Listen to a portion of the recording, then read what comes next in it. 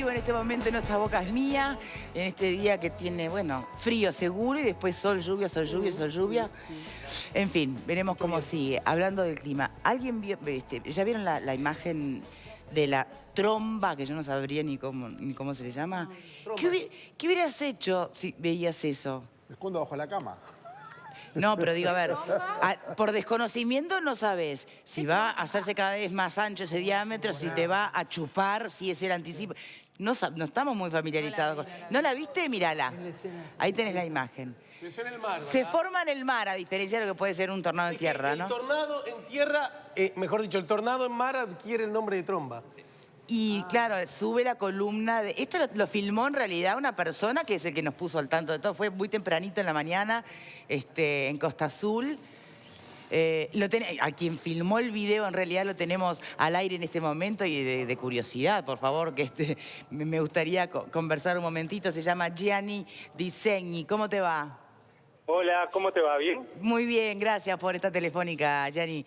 Bueno, ¿cómo fue? ¿Cómo surge que ves eso en el horizonte, que te pones a grabar? ¿Y qué pensaste? Capaz que ya sabías lo que era, pero ¿qué te imaginaste? Vi venir viento, se forma, normalmente acá frente al mar se forma como una ola, las nubes forman como una ola y sabemos que viene un buen viento. Entonces salí a entrar las cosas en la terraza, ¿no? Porque sí. Cualquier cosa se transforma en proyectil. Exacto. ¿Viste? Y con vidrios y con cosas, bueno. Cuando levanto la vista, veo que se empieza a formar ese cono, que cada vez más grande, estaría a 1 kilómetro de acá, ¿viste? Se supone, por lo que leímos después, de los especialistas, que sube el agua, ¿no? Que arriba es vapor, pero que la columna es de agua. Justamente te iba a contar eso. Qué susto.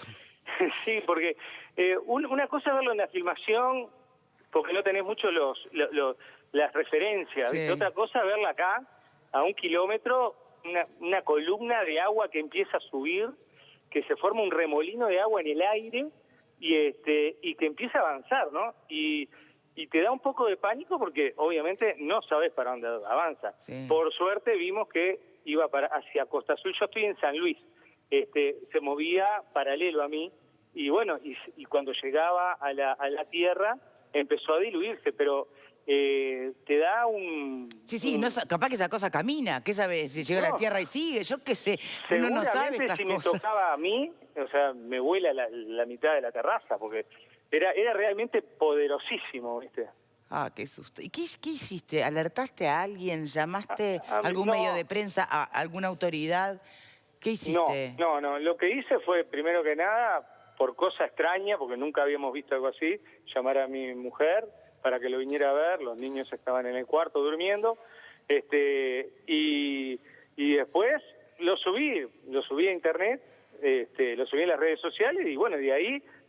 Con eso alcanzó para que nos enterara. Eso fue instantáneo, instantáneo. Sí, impresionante, ¿no? Sí. Qué susto. Yo te digo, yo estoy viendo la imagen, como tú decís, se pierden las referencias en la foto, en el video. Pero ya con eso a mí me alcanza para... Vos decís que le hablaste con tu mujer, mirá, yo agarro todo, me evacúo del pánico de no saber qué puede pasar. Mirá, da pánico, sí. Da pánico porque te das cuenta que ínfimo al lado de ese cono, sos ínfimo, ¿viste? Claro. Más el antecedente que tenemos de los destrozos del tornado en Dolores. Totalmente. Decís, bueno, a ver... No quiero saber si eso agarra una embarcación, ¿no? Porque... Bueno, por lo que escuché también hoy autoridades decían eso, ¿no? Los que pagan los patos de las trombas, que son mucho más frecuentes aparentemente de lo que nosotros sabemos, es la gente que pesca, ¿no? Son las embarcaciones. ¡Qué susto! Totalmente. Mucho susto. Pero bueno, hemos pasado acá el 24 de agosto aquel, fue terrible, volaban cosas por todas partes y vimos pasar... El otro día, la que le pegó a Piriápolis, de acá, la pasó a 500 metros de nuestra casa, pero paralelo a la costa y se dio contra Piriápolis y sabemos todo lo que pasó, ¿no? Sí, exacto. Dijiste, bueno, capaz que esta toca por acá. Sí, no, por favor. Bueno, por favor. En realidad se te agradece que hayas tenido la reacción de filmar y subir, porque así como le llega a cualquiera, también les llega a autoridades o a especialistas en meteorólogos, que también además han informado que estas cosas no se pueden anticipar o prever, que son muy espontáneas, ¿no? Entonces, bueno. Pero lo único que nos dejó tranquilos es que se diluyen en la tierra, cuando tocan tierra, ¿es así? Sí, exactamente. Yo no sabía eso. Por eso Sí, sí. dije, ahora entra ahí, no sé, Guasubirá, Costa Azul, entra y hacen otro destrozo más. Pero Perdón, ¿a tus hijos los despertaste también? Decime que no. no. No, ellos después cayeron granizo de 3 centímetros de diámetro y ahí se despertaron porque pegaban contra los vidrios y bueno, fue unos granizos fuera de lo común. ¿Qué edad también, tienen ¿no? tus chicos? Tenía 3 acá, tenemos uno de 7, uno de 11 y una de 8. Sí, claro, no es para decirles, miren chicos, qué impresionante eso, no. O sea, No, lo vieron por video porque sí. mejor que estar los mayores y los niños en otro Sí, lugar. además uno como adulto, si no sabe bien de qué estamos hablando, cómo te vas a comportar, vas a transmitir inseguridad y de ser un fenómeno interesante para observar, para hacer una situación de miedo, ¿no? Para los chicos. Totalmente. Bueno, Gianni, muchas gracias por esta comunicación y insisto, por esa réplica que hiciste tan rápida del fenómeno. Muchas gracias. Bueno, un gusto, ¿eh? No, hasta luego. por favor, Que pasen lindo. hasta luego. Muchas gracias. Chao. Tiene una capacidad de viralizarse en las redes sociales. Yo lo vi hace un rato en la cuenta de Twitter de Gonzalo Sobral, el colega, el periodista. Sí, creo que es amigo de... Claro, sí, él dijo, fue mi así amigo que Gianni. surgió. Y ahora me fijé y tiene más de 600 reproducciones, digamos, 600 retweets, como se dice, en la cuenta de Gonzalo, lo cual ratifica esa sensación de fascinación que ejercen los fenómenos atmosféricos, ¿no? Creo que lo sugeriste de algún modo, Victoria. Esa es la novedad. No la ocurrencia de tornados, no la ocurrencia de trombas, sino que ahora cualquiera de esos acontecimientos y cualquier otro que protagonicemos los humanos, va a haber alguien con un teléfono, con una cámara que lo puede filmar. A, eso no existía hace pocos años atrás. B, va a tener redes donde de un momento a otro que sea patrimonio de todos. Hablando de redes, a mí me encantaría que aprovechen las del programa en este instante quien está mirando, si es meteorólogo o sabe del tema, porque me quedó la gran duda, que obviamente no se la pregunté a Gianni, porque él tampoco es especialista, ¿no? Y debe tener las 1000 dudas que puede tener cualquiera. Cuando hacíamos referencia a que sí hay un dato, y es que los que más padecen estas complicaciones son la gente que está en el mar durante la tromba, pesqueros, barcos, lo que fuere. Quisiera saber si alguien nos puede decir qué potencia tiene esa columna de mar, qué tanto puede realmente hacer naufragar una embarcación, cómo funciona, ¿no? Según lo que escuché justamente a media mañana a un experto, si bien no se puede medir mucho menos, porque nadie está midiendo ahí en medio del mar, sí, de acuerdo a cálculos que gente conocedora del tema, estamos hablando de ráfagas de viento de 200 kilómetros por lo menos, ¿no? En la tromba. Sí, en la tromba. En el radio, en el centro de la tromba. Y citando esas cosas que uno lee por ahí a propósito de estas cosas... en este caso de alguien que sabe el tema. No, digo, tomando con pinzas, también leí esta mañana a propósito de esta imagen, alguien que comentaba que puede ser una de las explicaciones del famoso Triángulo de las Bermudas. Esa zona ahí en el Caribe, claro, esa zona en el Caribe que supuestamente sí, chupa... ¿Podría ser una ¿para dónde? Porque bueno, no es que desaparecen las cosas. Bueno, quizás se los lleva para abajo, no sé, pero quiero decir, la fuerza de la naturaleza desplegada con esa intensidad en el mar abierto, leí por ahí que puede ser una de las explicaciones del famoso Triángulo de las Bermudas. Igual sobre esto, Victoria, dijiste al pasar algo que es cierto, pero que también robando, como casi todo en la vida, ¿no? Robando conocimientos de otro que lo adquirió en la vida. Los tornados y las trombas no se pueden anticipar. Entonces, cuídese porque a lo mejor. Pero ocurren solo en el marco de tormentas. Y las tormentas sí se pueden anticipar. ¿Está claro? Un porcentaje relativamente chico de las tormentas incluye estos fenómenos. Todos no, más bien un 10%. No esperes la trompa en un día soleado tomando en la playa. Pero cuidado, no, la tormenta y el anuncio de la tormenta puede facilitar, por lo menos, que no te tome tan regalado. Sí, igual hay que asumir que estamos en escenarios no experimentados antes, por lo menos por nuestra generación, porque si bien es cierto que todo es cíclico, que antes pasaba también, bueno, Ahora Antes empezaron pasaba, a hacerse... ahora no sé. Lo dijo Alejandro clarísimo. Siempre No pasó. se filmaba, no se Ahora nos registraba. enteramos porque tenemos celulares Exacto. y tenemos redes donde volcar los contenidos que generamos con nuestros La celulares. tentación apocalíptica siempre estuvo vigente. Esto cambió todo. Y no digo con esto, ni quiero desmerecer que acciones determinadas del hombre incidan en... Pero en realidad hay fenómenos que siempre han pertenecido al planeta. Sí. Este entre ellos. Y esto no es una posición negacionista de cambio climático. Lo acabo de Al decir, lo acabo de contrario. decir. Es que no es negacionista, la Al cuestión contrario. es la cantidad de información que tenemos. De repente de este tipo de filmaciones podíamos haber tenido más de una. Se hizo viral y se reprodujo esta porque hubo una manera de que, a ver, porque esta persona pudo tener un contacto de repente con alguien que la pudo hacer más masiva, porque tal vez usaba redes sociales, pero yo qué sé, esto... Ahora, qué a ver, valiente. creo Yo digo la verdad, creo que seguro estamos... nunca voy a ser de esas personas que filma el fenómeno, porque yo rajo. De verdad, me da miedo y prefiero resguardarme que protagonizar un video que se viralice. De verdad, no sé ustedes. Va, vos sos media kamikaze, vos te quedás No tenés a dónde filmando. huir, ese es el problema. En un fenómeno de estos, lo único es ¿Qué es lo que te da seguridad? ponerte bajo tierra, no sé. Pero además yo creo que, en fin, da una sensación muy particular poder ser testigo de un episodio de esto y también poder comunicarlo, ¿no? A los que más o menos estamos en el tema de la comunicación, un acontecimiento así tan singular y tan marcado, a uno le da un cosquilleo poder ser el transmisor. A mí de me esto, ¿no? gana el ser A vos te humano gana el antes que la cosquilleo. comunicadora, ¿sabe qué? Desaparezco. A ver, ¿me permiten ir a un móvil en vivo? Cambiamos radicalmente el tema. Vieron que un nuevo fallecido en el Excomcar por arma blanca.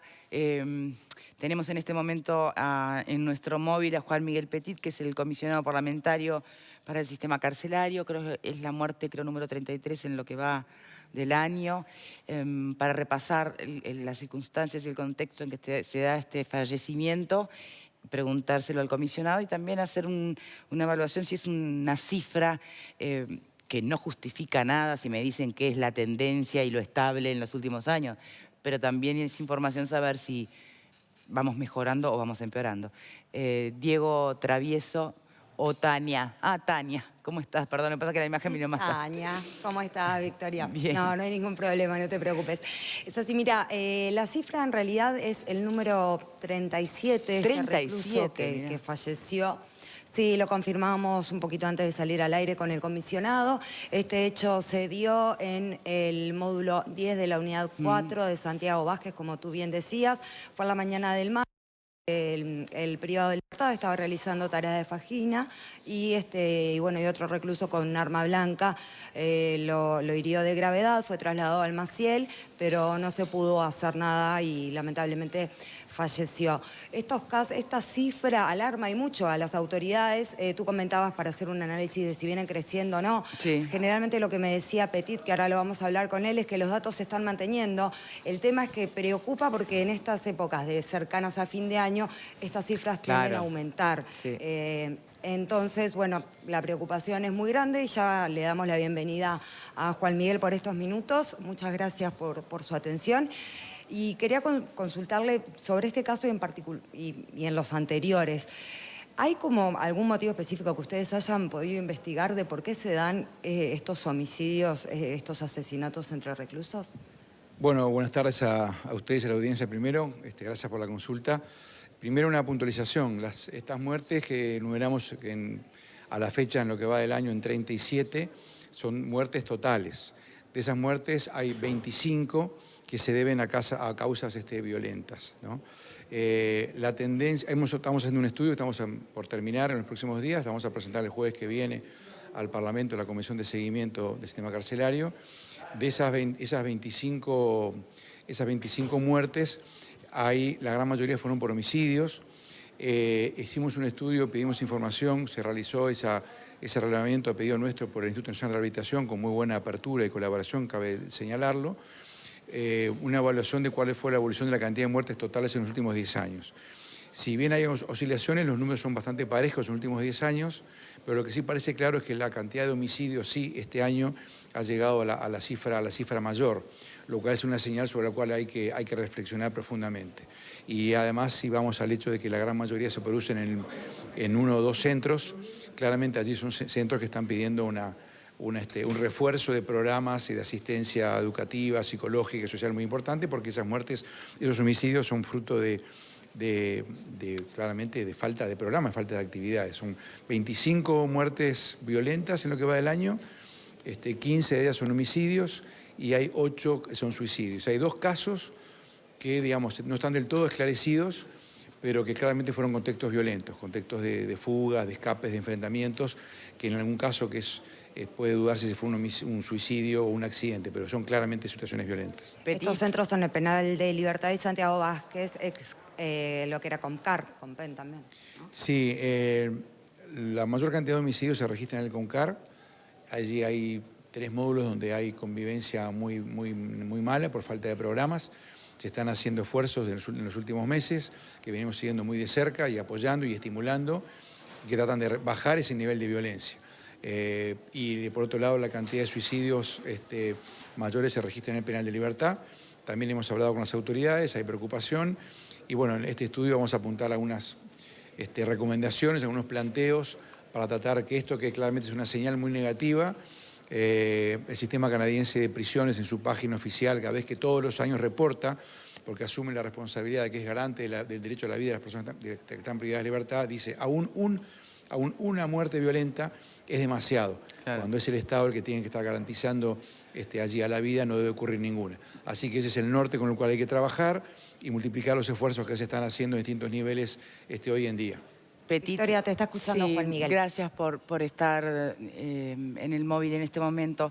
En septiembre de este año, cuando asume el licenciado de Educación Gonzalo La Rosa, como director de la Unidad 4 de Santiago Vázquez, ¿no?, declara a Unicom que cuando él asume los módulos 10 y 11 estaban en una situación de anarquía y descontrol, y que agregó que en estos módulos habían sido vandalizados y que prácticamente el control lo tenían los internos. Noticias de esa situación, con sus matices, ya veníamos recibiendo. Y de hecho en el módulo 10 ocurre este último asesinato, homicidio. ¿Cómo ha podido cambiar tangiblemente, al margen de esta última mala noticia, pero se ha podido avanzar en estos módulos que eran un poco también como el núcleo duro del sistema? Sí, bueno, yo creo que la actual dirección del CONCAR y la propia dirección del Instituto Nacional de Rehabilitación está haciendo un gran esfuerzo, están desplegando recursos allí. El problema es que el planteo nuestro es que se requiere un plan integral que vaya más allá, inclusive del propio Instituto Nacional de Rehabilitación. Se requiere apoyo del sistema educativo, del Ministerio de Desarrollo Social, de otros organismos públicos, del Ministerio de Salud Pública, de ACE, del área de atención a personas privadas de libertad con problemas de salud, del área de salud mental. Entonces, si bien estos esfuerzos muy bien orientados, son muy positivos, nosotros vamos semanalmente, más de una vez por semana allí, lo vemos, lo constatamos, sabemos de esos esfuerzos, estamos a la espera, o mejor dicho, están a la espera allí de nuevo personal de vigilancia y personal de operadores penitenciarios que van a entrar, inclusive también algunos técnicos. En realidad, el sistema uruguayo estamos muy mal. Estamos muy lejos de lo que podemos estar y del nivel que podría permitir que la privación de libertad sea una oportunidad para prepararse para la libertad. Entonces, yo creo que hay que valorar esta situación, asumir que esto no es un problema de 1 o 2 administraciones, es un problema de larga data, es un problema de décadas. Sí, y tampoco de Uruguay. De ese lugar nos va a llevar 10 o 15, claro, nos va a llevar 10 o 15 años. Claro, nos va a llevar 10, bueno, nos va a llevar 10 o 15 años. En el caso de Uruguay, nosotros en Uruguay tenemos nuestras propias particularidades, ¿no? Y a veces innovar o ser prácticos en algunas cosas nos cuesta mucho, y este es un área, el área del sistema penitenciario, que ha estado bastante fuera de las prioridades, de las agendas. Es un tema duro, es un tema complejo de hablar, es un tema difícil de explicar, justamente por su complejidad. Ustedes lo verán a diario, porque ustedes yo sé que lo tratan muy a menudo y es muy bueno, justamente que los temas complejos a veces uno tiene, y angustiantes, como puede ser la violencia, se tienden a simplificar. Todos tendemos a buscar una explicación rápida, y es muy fácil escuchar soluciones simplistas del tipo: no se puede hacer nada, no hay rehabilitación posible, ojalá que los presos no salgan nunca más, no vale la pena el esfuerzo, cuando en realidad es todo lo contrario. La experiencia internacional muestra que sistemas penitenciarios eficientes, con educación, con rehabilitación, con salud mental, con programas para las adicciones, con programas de atención a las familias, bajan el delito. O sea, Bueno, hoy tenemos mucho delito porque tenemos mal sistema penitenciario. ayer nada más aquí en este programa se trató de la experiencia justamente de el nivel de reincidencia, cómo había bajado, pero muy significativamente en cárceles en Argentina, mediando, imagino que no será la única herramienta, pero sí era bastante protagonista, un programa de deportes, de deporte en equipo, por ejemplo. Sí, aquí también se está realizando. Sí, ¿no? pero en el caso de Buenos Aires, rugby, de Argentina ya se también, tienen resultados tangibles, la experiencia ya dejó de ser piloto para estar más instalada, ¿no? Sí, aquí hay, sí. No, dígame, perdón. Que yo creo que hay desde hace unos 6, 7 años el inicio de una reforma penitenciaria. Hubo como un primer tiempo del 2010 al 2015, que se hicieron un volumen grande de cosas. Creo que ahora estamos como enfrentando como un segundo tiempo, que bueno, que no nos pase como nos pasó a Uruguay con Chile. Es un primer tiempo que estábamos a punto de ganar 1-0 y un segundo tiempo donde se queda trancada esa ilusión. Aquí pasa lo mismo. Una reforma penitenciaria que empezó con una cantidad de novedades, de innovaciones, de transformaciones, y ahora justamente creo que todos descubrimos que el cambio requiere esfuerzos muy grandes. Y bueno, estamos en eso, en ese esfuerzo. Creo que el Instituto Nacional de Rehabilitación está bien orientado, está muy activo, pero necesita apoyo de los máximos niveles de decisión del Estado y que se necesita además una visión interinstitucional y yo diría un acuerdo amplio como tuvo el inicio de la reforma, que tuvo inclusive a nivel parlamentario un acuerdo intersectorial en el cual la sociedad toda puede decir, bueno, este es un problema de todos, no es un problema de un gobierno, es un problema de política pública, es un problema que requiere además intervención de muchos actores, por eso decía, no hay sistema penitenciario que pueda cumplir su objetivo de reinsertar, sino tiene trabajo en adicciones, trabajo con las familias, trabajo en salud mental, preparación para el empleo. Entonces, todas esas cosas que se pueden hacer, de convivencia, deporte, etcétera, todo es muy bueno, pero todo eso tiene que formar parte de un plan. Exacto. Se está intentando, pero de nuevo, se requiere recursos suplementarios para que eso pueda ser viable, porque si no, aún las mejores intenciones, que las hay muchas, se ven desbordadas por un problema social que el país todavía tiene muy presente y en señal de alerta, ¿no? Bien. Victoria, ¿le querías realizar otra consulta? Tal vez la última. Yo entiendo que hay muchos planes o ideas que tienen todo que ver con el diseño de políticas públicas y estratégicas enfocadas a esta área en concreto. Y que algunas requieren de verdad un mayor presupuesto y tal vez a veces hasta un mayor consenso político. Pero hay otras cosas que podrían, o por lo menos desde la ignorancia, y perdón por eso pregunto, que podrían ser más fáciles de implementar y tal vez sin tanto recurso, apostando al recurso humano ya existente y no un presupuesto demasiado significativo. Se menciona desde hace años que hay un eje bien claro en lo que es un inhibidor, digamos, de la rehabilitación y es el no abordaje de salud mental y adicciones en el sistema carcelario. Además de que es un debe fuera del sistema carcelario también. Pero vamos al sistema carcelario. ¿Por qué seguimos escuchando lo mismo y no se hace nada? ¿O se está haciendo y no lo sé? Por eso pregunto. Bueno, yo creo que, bueno, tú recién lo decías, ¿no? También en el afuera son temas en los cuales hay problemas. Pero que, y no solamente en Uruguay, pero que creo que a nivel carcelario se viven con mucha más radicalidad, con mucha más fuerza.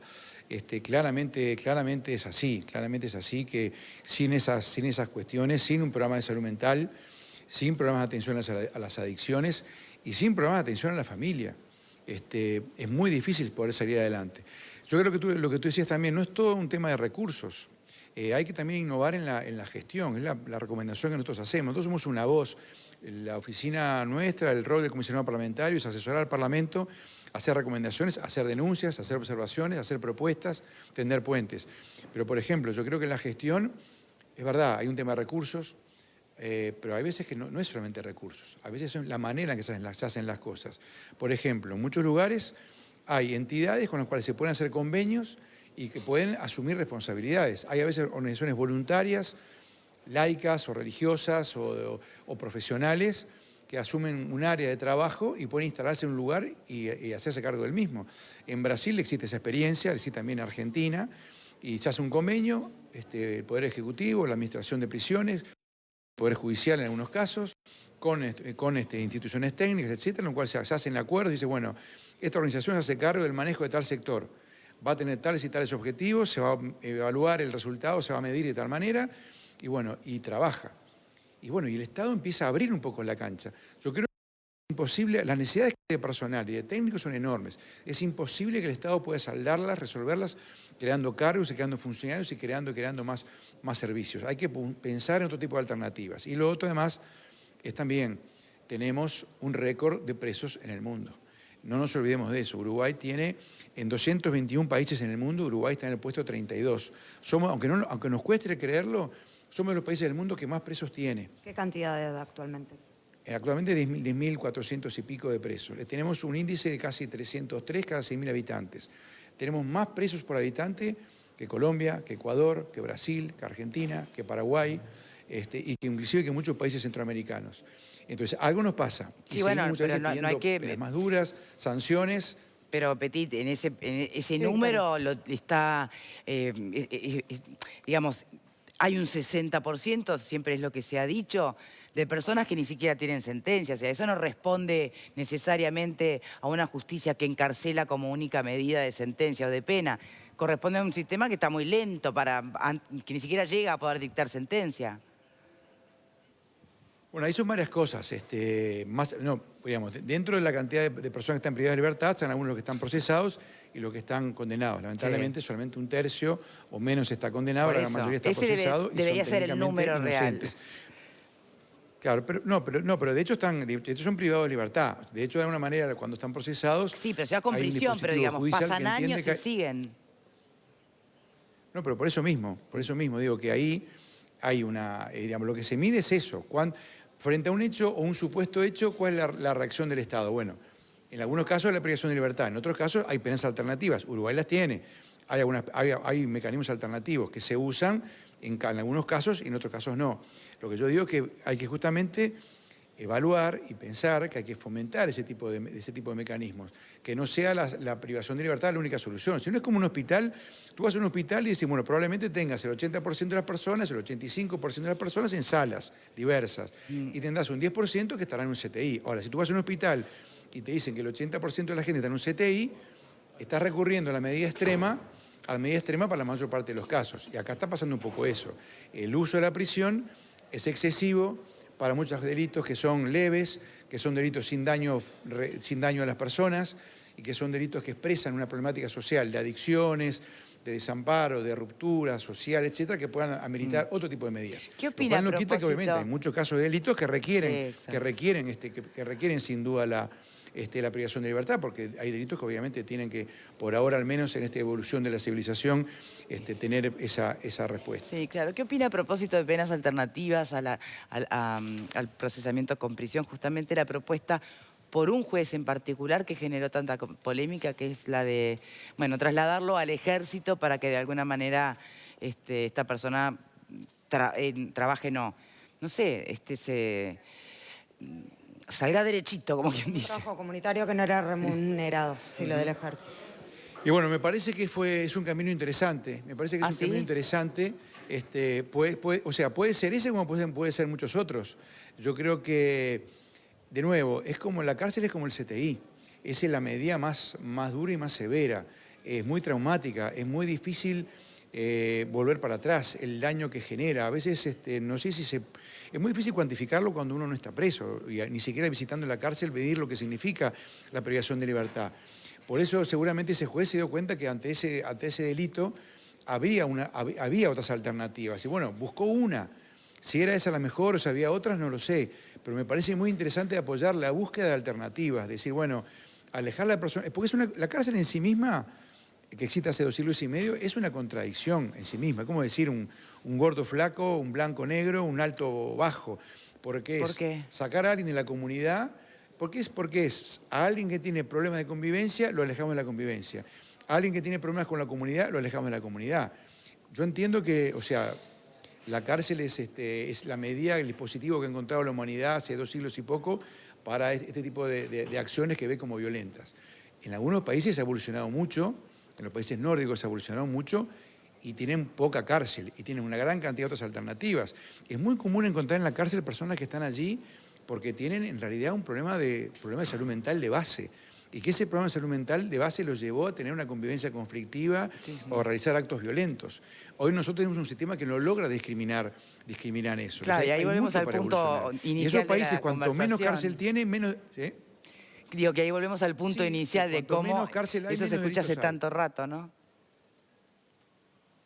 Perdón que te perdí porque hay un pequeño Sí, delay. ¿Vio qué horrible que es el delay? Lo que decía es que ahí volvemos al punto inicial de la conversación. El debe en la atención a la salud mental y a las adicciones, que muchas veces son el trasfondo de la conducta delictiva. Entonces, ¿qué podemos esperar de reincidencias si eso no se discrimina y se trata por su lado, ¿no? Comisionado, yo le agradezco muchísimo. Lo que pasa es que la respuesta institucional, la cárcel, digamos, cuando es una caja cerrada, es una respuesta que se vuelve muy rústica y muy brutal y que no separa la realidad de las personas, de por qué está ahí cada persona.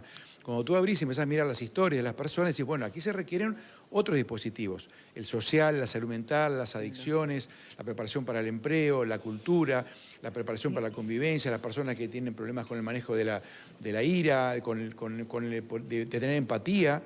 En fin, todo eso requiere justamente programas que sean densos, que haya muchos, que llenen la vida en la cárcel, y para terminar, ir al origen de todos los problemas.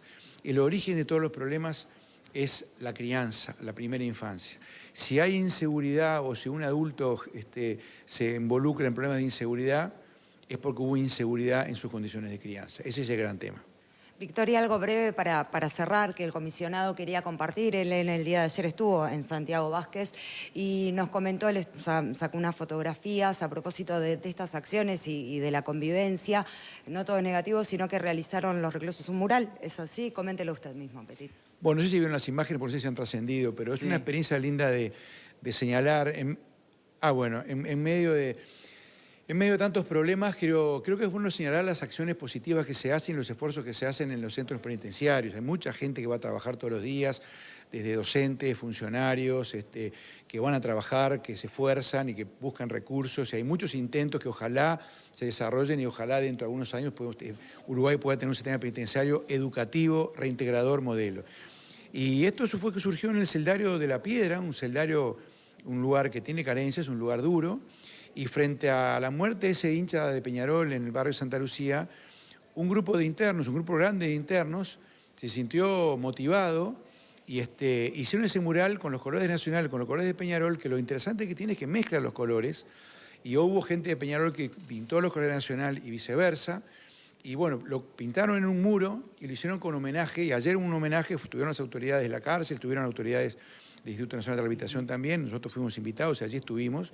A mí me pareció que muy sintomático este mensaje que llega desde el fondo de una cárcel, nada más ni nada menos que del penal de libertad, de tan oscura historia y tantas reminiscencias a nosotros sobre lo que no debe pasar y lo que sí debe pasar, que es el Estado de Derecho y el respeto de la tolerancia, el respeto a la vida. Y ellos se sintieron motivados a decir, bueno, queremos homenajear a la vida, queremos reconocer que más allá de todo debemos cuidar la vida. Y yo creo que lograron hacer lo que inclusive no lograron hacer muchas instituciones, que es mezclar los colores, ponerse en el lado del otro y decir, bueno, no importa que yo como hincha de tal quiera ganarle 5-0 al otro, no importa que yo me diferencie de fulano y que yo no lo quiera a fulano. Más allá de todo tenemos que cuidar la vida y proteger la vida, porque en el fondo somos iguales. Y que ese mensaje se ha hecho con tanta claridad por un grupo de personas privadas de libertad que han tenido problemas serios, me parece muy llamativo, que está bueno ponerlo en común y reflexionar. Juan Miguel Petit, muchísimas gracias. Si no tenés ninguna consulta más. Agradecerle al comisionado gracias. Y agradecerte a ti, Tania. Muchas gracias a los dos. Y hablando de apostar a la vida, proteger la vida, nos reencontramos en instantes después de esta pausa. Ya venimos, ¿eh?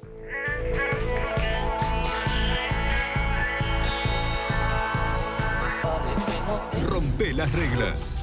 Viví noches espectaculares.